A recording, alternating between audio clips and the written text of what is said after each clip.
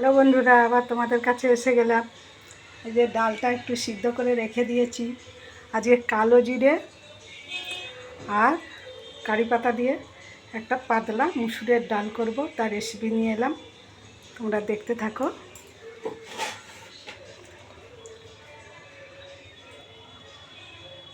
একটু তেল দিলাম, সাদা তেল।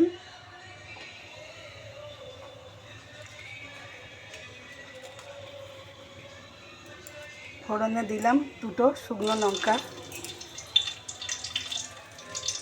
আর কালো জিরে। এটা একটু লাল লাল হবে।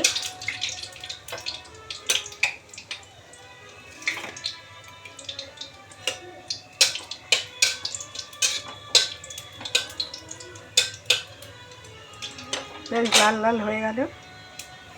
এবার দেব আমি কারি পাতাটা।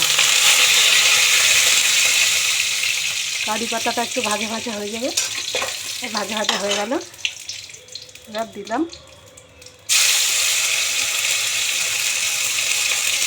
টমেটো।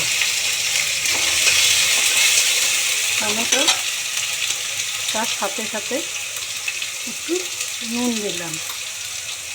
এটা একটু ভাজা ভাজা হবে। একটু হলদি দিলাম।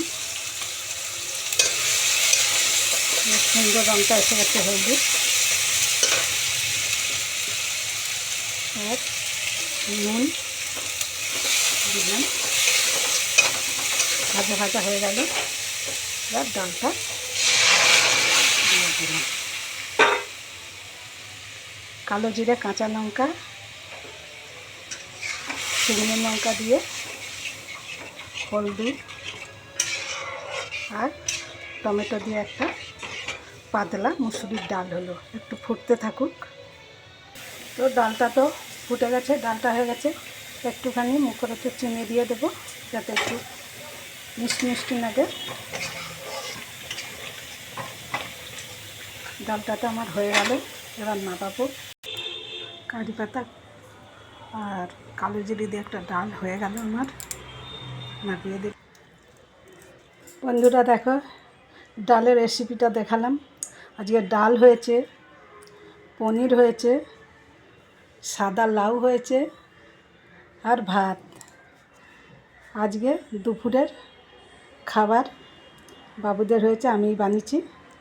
তো ডালের রেসিপিটা যদি ভালো লাগে তো একটা লাইক করবে, শেয়ার করবে আর অনেক অনেক ফলো করবে।